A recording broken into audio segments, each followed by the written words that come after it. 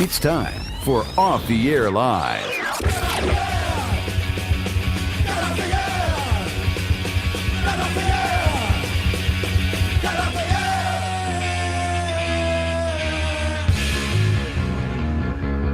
And here's your host, Cody O'Connor. Yep, I'm your host, Cody O'Connor. It is Off the Air Live, and it is the Thursday edition of the show. And you hear this show every Thursday and Saturday night at 10 p.m. on LRN.FM. And I'm happy to be here in the midst of all this turmoil going on around the planet. It is nice to be able to know that you can rely on Off the Air Live being here every Thursday and Saturday night. There's never going to be some kind of riot that takes down my show. There's never going to be a protest or a movement to take down the show. The only thing that you really have to worry about is me just quitting or quitting life. Those are the two things. But other than that, I'm always going to be here, and I'll always be getting drunk at this time of night, doing an internet talk show, bringing you all of me trying to understand the news. That's really what it is right now.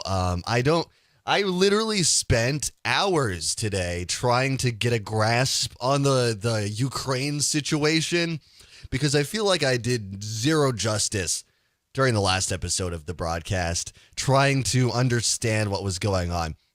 See, in my terrible geographical mind, like there's here's what Europe and Asia looks like to me, okay?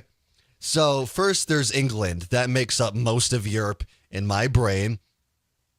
And it is my brain, so as far as I know, it's real because I've never been there. You prove to me that I'm wrong, that Britain is most of Europe. I was about to say you can't, but you definitely can. But then you go further to the east in my mind. After you go through England, you go straight to the Middle East. And I don't know most of the countries that entail the Middle East, so it's really just Afghanistan and Iraq, because I know the countries when the U.S. has gone to war with them. Isn't that a funny thing, is that like you learn geography through international conflict? I mean, how many of you actually knew about Afghanistan and Iraq before 9/11? I'm gonna say probably not a lot of people. I certainly didn't. I mean, I'm gonna fess up to you right now. Not only was I a young child, but I certainly didn't know. I don't think I had a concept of other countries really. That wasn't a thing for me.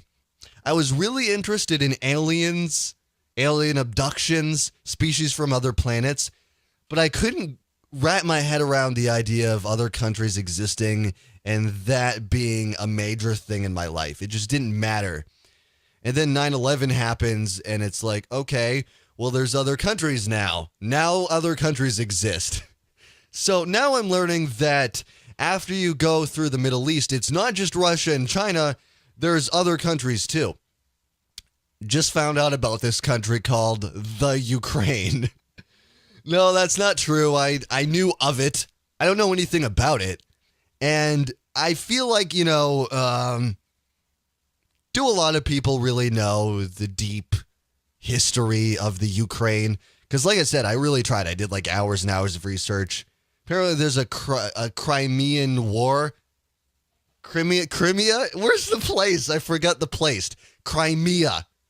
Not Crimea. See, it's setting me up to sound stupid because I got to do a whole bunch of research. And yeah, I was one of the people who looked up on Google, where is Crimea? I didn't, how am I supposed to know these things? All right?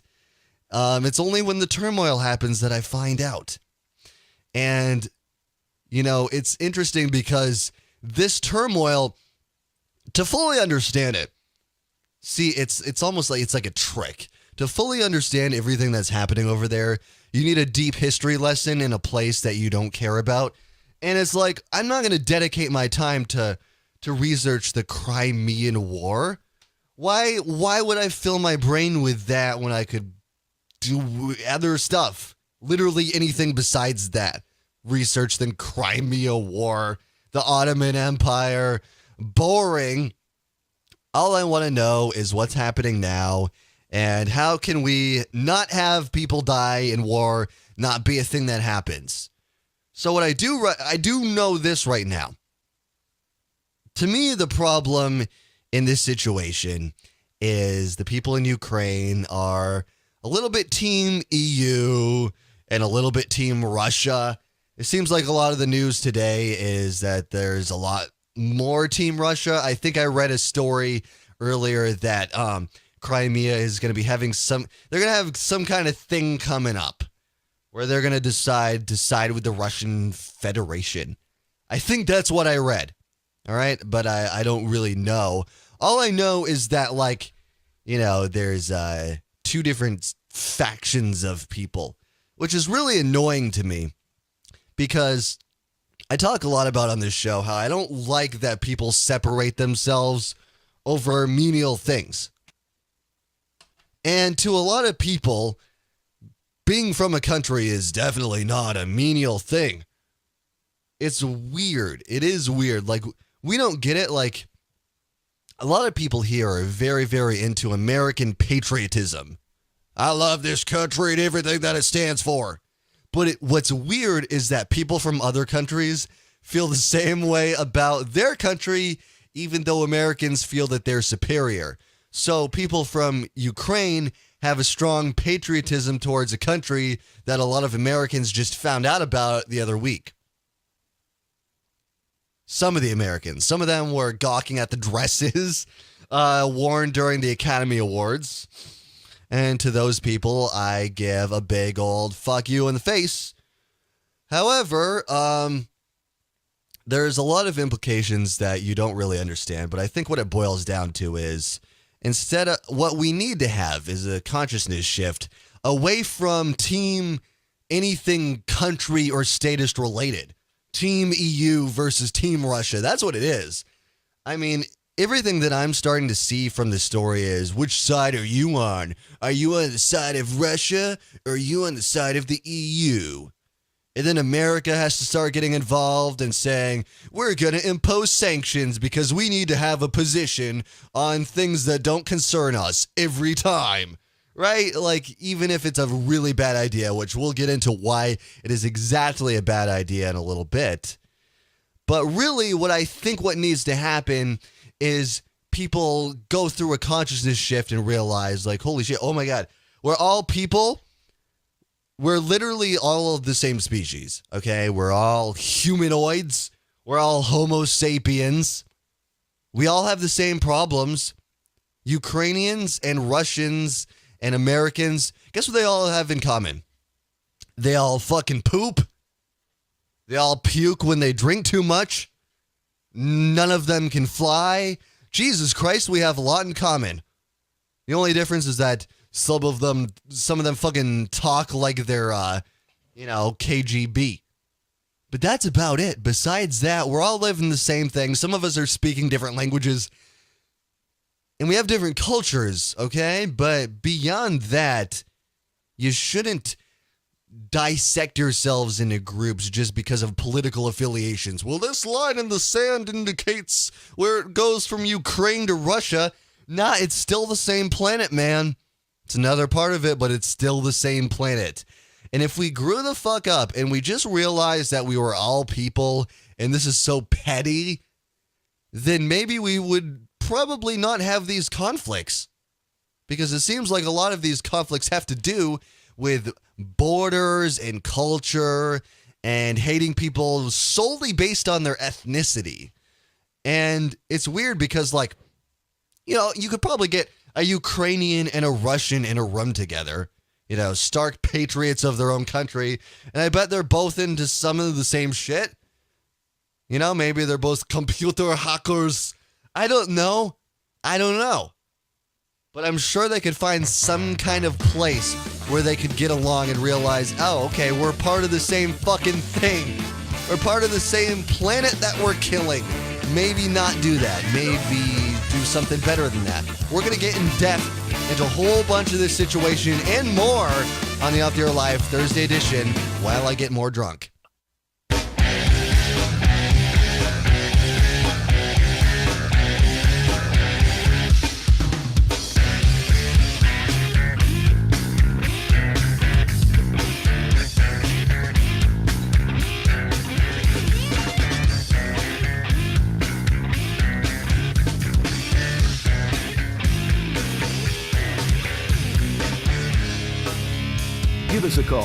at 774-314-7067 or Skype Off the Air Live. Here's Cody. Wouldn't it be so much easier if it was just Russia? Kind of like how the Boston bombing was done by Russia. Chechen? Oh, that's just another thing that I gotta learn. Another place I gotta look up on Google. Ukraine? Oh, but not enough. It was started in Kiev and then it moved to Crimea. What? You don't know about the political implications that started hundreds of years ago in this turmoil-ridden region? You don't understand every single thing that's happened in history to date? Well, shit. I guess you'll just have to spend your time watching WrestleMania and following The Undertaker because this is too much for you. Literally, you have to be a geopolitical genius to have a full understanding about what's going on. Completely. But I can tell you this much. Everybody's wrong. Literally, everybody's wrong. The protesters weren't right. I'll tell you why right now. Listen to this headline. Ukraine protest leaders hired Kiev snipers. Yeah, that's right. So Western officials repeatedly condemned the ousted Yanukovych government for snipers who fired on protesters in Kiev. But it turns out those snipers were actually hired by the protest leaders themselves and told to kill people on both sides to drum up more unrest. Okay, so you've got the first bad guys, the protesters in the Ukraine. So, wagging the finger to you, probably a bad idea that you killed people to make the protests more protesty and to induce more unrest through murder and then make it look like it was somebody else. Secondly, second shitty bad thing that happened was Russia saying, oh, okay, this is not so good. And then they is that Russian or is that, I don't know. And then they send over, 25,000 troops, was it? Some kind of ridiculous amount of people. And then the next thing that happens is John Kerry goes, these are war crimes. We can't believe that anybody would do something like this. Meanwhile, because that isn't the pot calling the kettle black. Welcome to America, the also bad guys, where we drone bomb weddings in Yemen. And I know I keep bringing up that one case, but guess what? I don't have to anymore because it happened again. That's right. We keep drone striking Yemen. Civilians keep dying, and there are zero repercussions. So, isn't it a little bit annoying for anybody in the U.S. government to be talking about war crimes when they're behind civilian deaths? And as far as I know, as bad as this Russian takeover is, as far as I know, nobody died. That doesn't make it justified. I don't agree with it, but nobody died.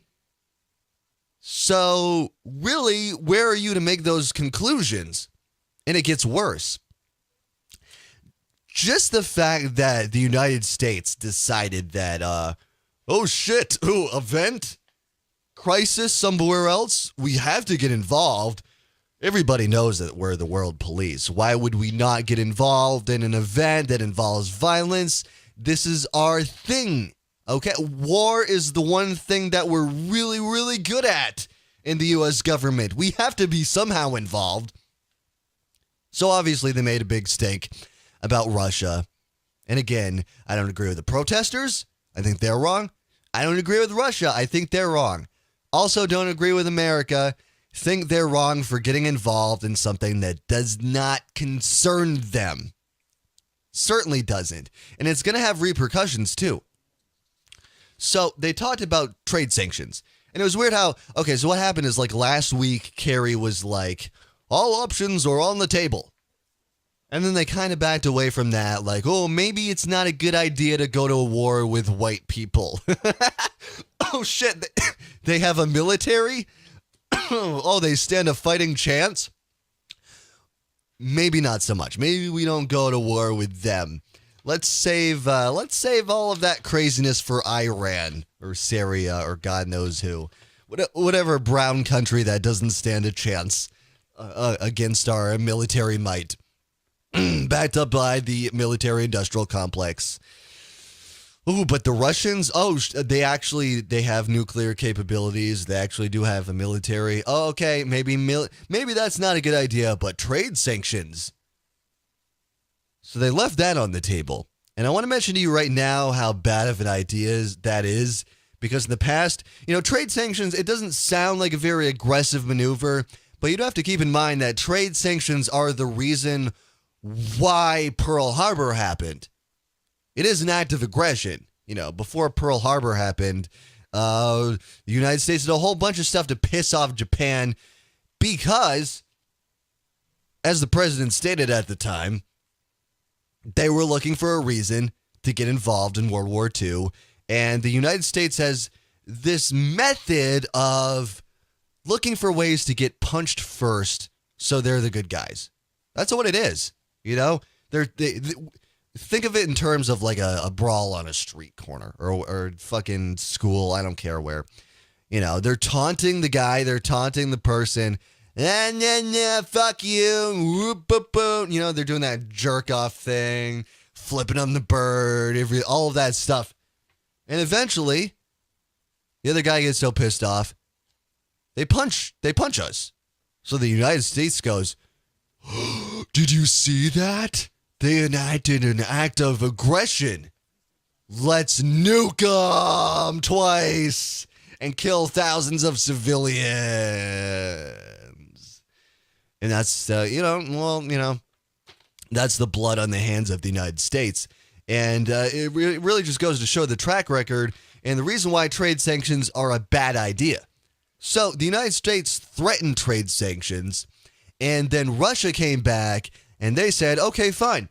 You do trade sanctions, and we will drop the dollar from our currency reserve, which is something that would be really, really bad for us. Really, really bad for us, okay? And it gets even worse because this is something that China has also talked about doing. Russia and China are allies, okay? They're pretty much the two other superpowers on the planet. And if we piss off Russia to the point, and by we, I mean them, to the point where they drop the dollar as their reserve currency, that will result in huge economic implications. I mean, that'll kill the dollar. Now, listen, I do want the dollar to die, but I don't want... I do want it to die, but not necessarily like that. It's not going to be good. Like, there's going to be a lot of chaos and poverty, and it's just not going to be a good thing if that happens. So what happens? The president, he doesn't care. He still signs executive legislation barring visas to Russians. Not smart, man.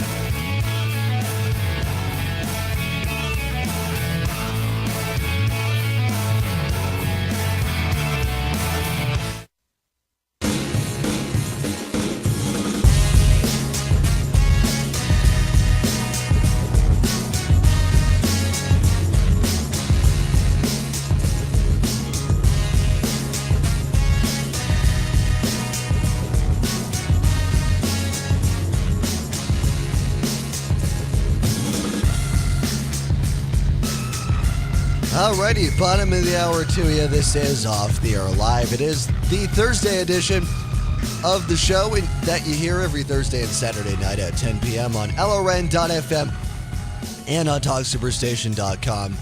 You want to give us a call about all of the developments in the Ukraine, you can call in at 774-314-7067, or you can Skype in at Off the Air Live.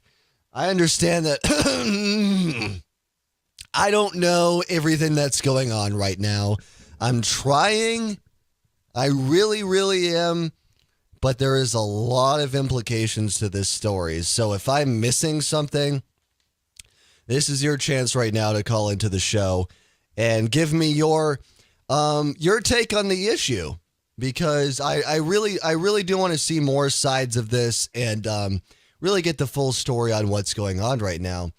But I am a little bit concerned. I'm concerned because of what I talked about going into the break during the last segment is that President Obama does not care that Putin basically said, if you enact any kind of sanctions, we're probably going to drop the reserve currency and it'll be fine for us. This is what he said. We would find a way not just to reduce our dependency on the United States to zero, but to emerge from these sanctions with great benefits for ourselves. An attempt to announce sanctions would end in a crash for the financial system of the United States, which would cause an end to the domination of the United States in the global financial system. It's not good. It's really not good. And still, with that happening, President Obama thought it would be a good idea to sign an executive order, signing a sanction order that would revoke the visas of a number of Russian officials. I mean, do you really think that that is what needs to happen? I don't know why the U.S. government just once can go, we'll just let them figure it out. They're all the way on the other side of the planet. It doesn't really affect us what happens to this one small country in the Ukraine. We'll be fine. And then just leave it there. And yet they have to antagonize.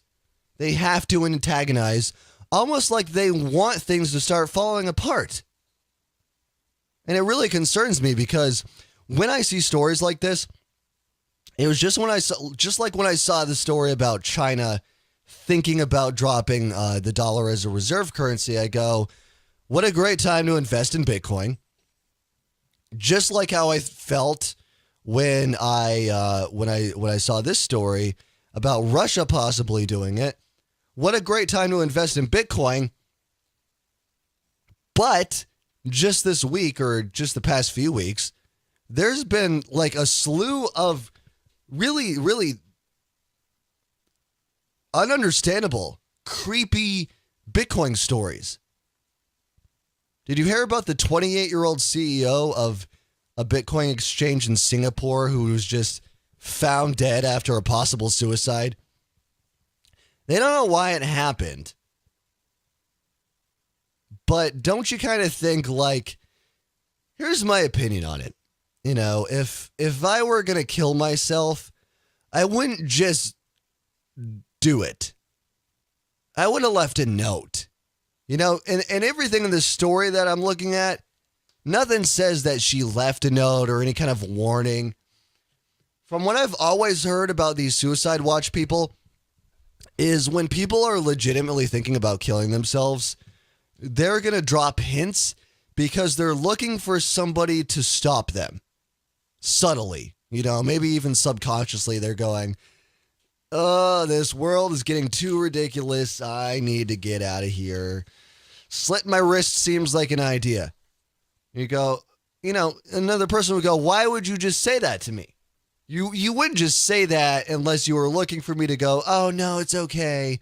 And then take care of them and console them and give them a reason not to jump off the bridge and all that stuff. But she didn't do that. This person just died. Just died. And an update came out that they say that they don't believe that there was foul play. But it seems to me like there's a bigger thing happening right now where suicide to me just means suicided. You know, it's just when these things happen and it's a strange case, it's mysterious, came out of nowhere, nobody knows why. Oh, and she was the CEO of a Bitcoin company? It seems to me like there is a big anti-Bitcoin thing going on right now in the government. The financial sector knows how much of a threat it is to the banking institution that fucks you and me every day with this slave money called the Federal Reserve Note. I mean, what was it, a couple weeks ago? It was right after Liberty Forum. This dude named Davi Barker was coming home, and the TSA went crazy on this dude because of his Bitcoin affiliation. I don't remember all of the details, but it was really ridiculous because they said he had Bitcoin, which is that doesn't make logical sense. You don't have Bitcoin. It's on a wallet somewhere on the internet. I have Bitcoin. Yeah, I do. I have probably like $20 worth of Bitcoin in a wallet somewhere, but it's online. That's like me saying I have an email in my backpack. And if I have an email that includes the word bomb in it, then I can't fly without being stopped by TSA. That's how ridiculous it is.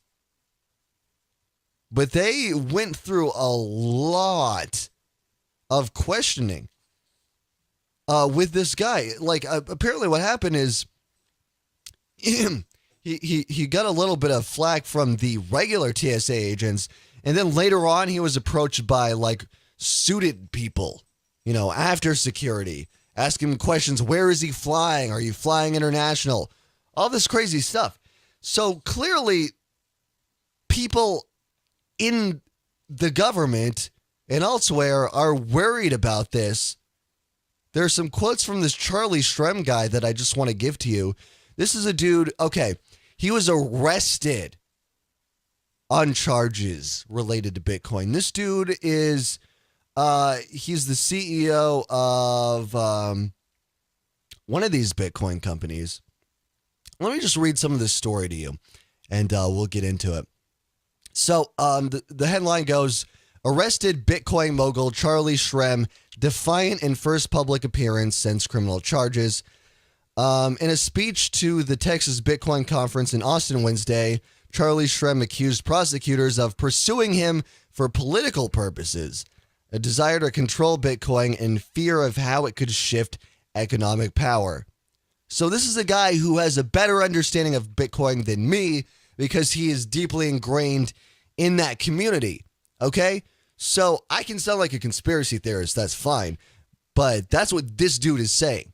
That these people in the financial sector are feeling threatened and they are going after him for those purposes. Okay? He was arrested for some kind of bullshit charge, some kind of money laundering type thing. Let me read that part. Shrem was arrested at JFK Airport in New York in late January and charged with money laundering and operating an unlicensed money transmitting business, which is bullshit to me from a libertarian perspective. Fuck you and your license. I'll transmit any kind of money any way I fucking want to, and fuck you. But we'll get into this a little bit more because it's really getting weird how there's a full frontal attack on Bitcoin right now.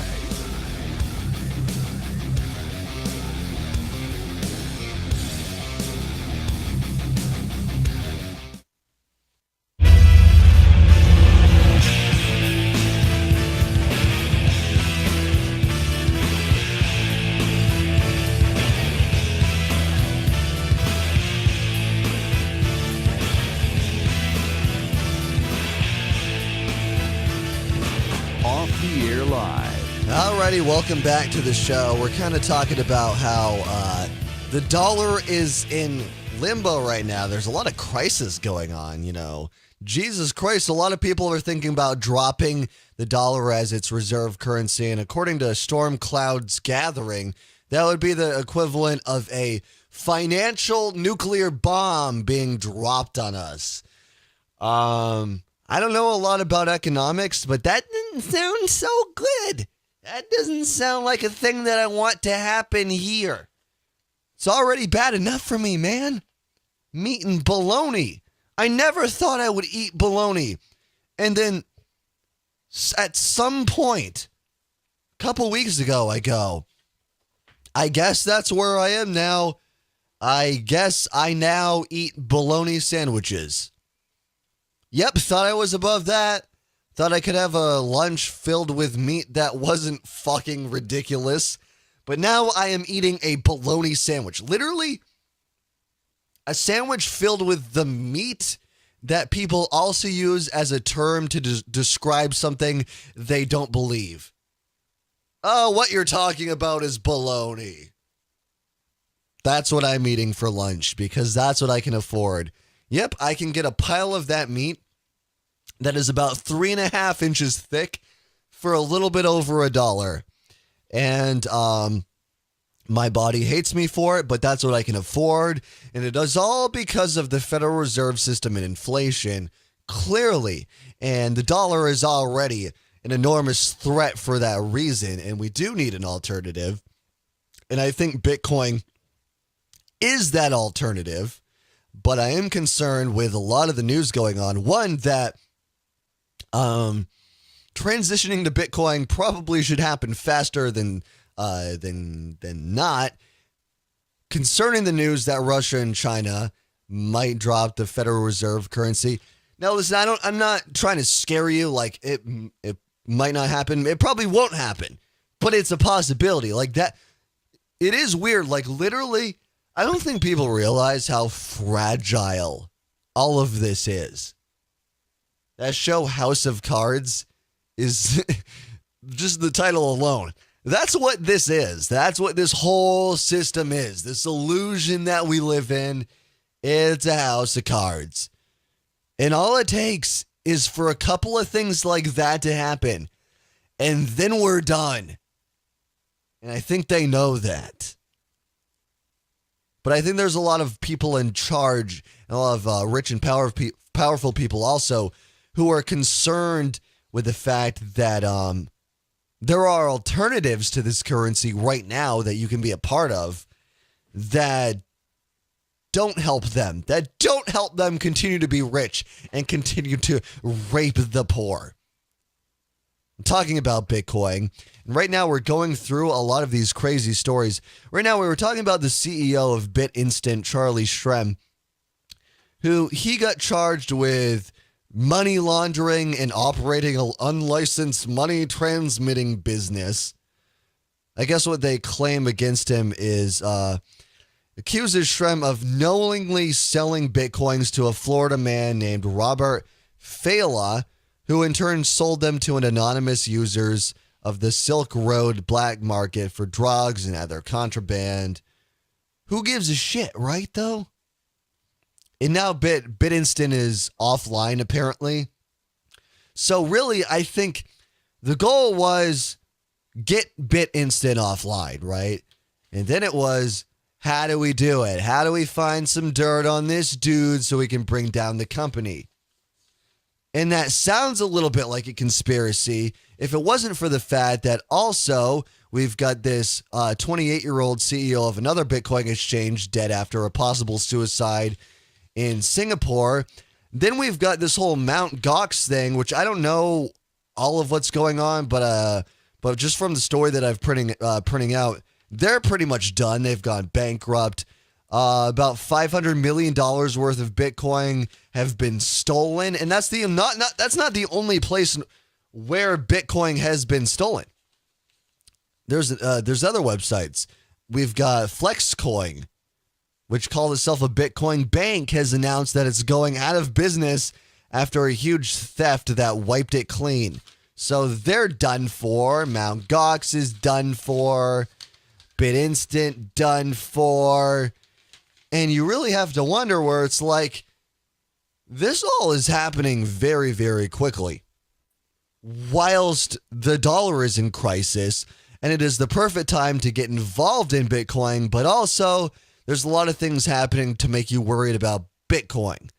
I don't know. It just seems to me like the Federal Reserve and the people involved in it are really going to figure out any way they can to make sure that their system stays intact. I mean, you might think it's crazy, but they will go to war based on an attack on the dollar.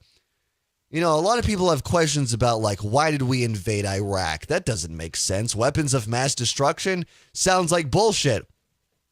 Well, what a lot of people don't know about Iraq is a few years prior to that war, they decided to start selling their oil in euros instead of the dollar, which is a big slap in the face to the dollar, because really, you know, we talk about the dollar being a fiat currency, but the two things that do back up the dollar are oil and military might.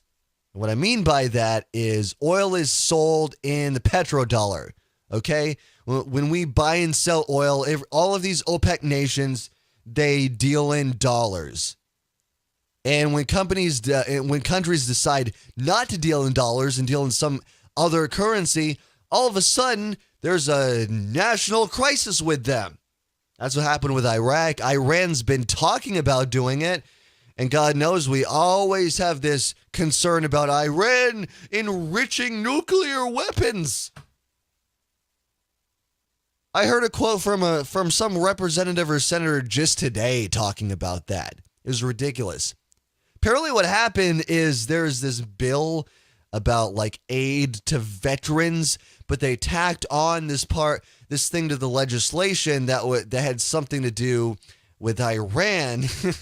And this dude got up on the floor and he was talking about like, well, the reason why this is relevant to this bill is because we're going to need those veterans again when Iran becomes that threat, when they have those nuclear weapons.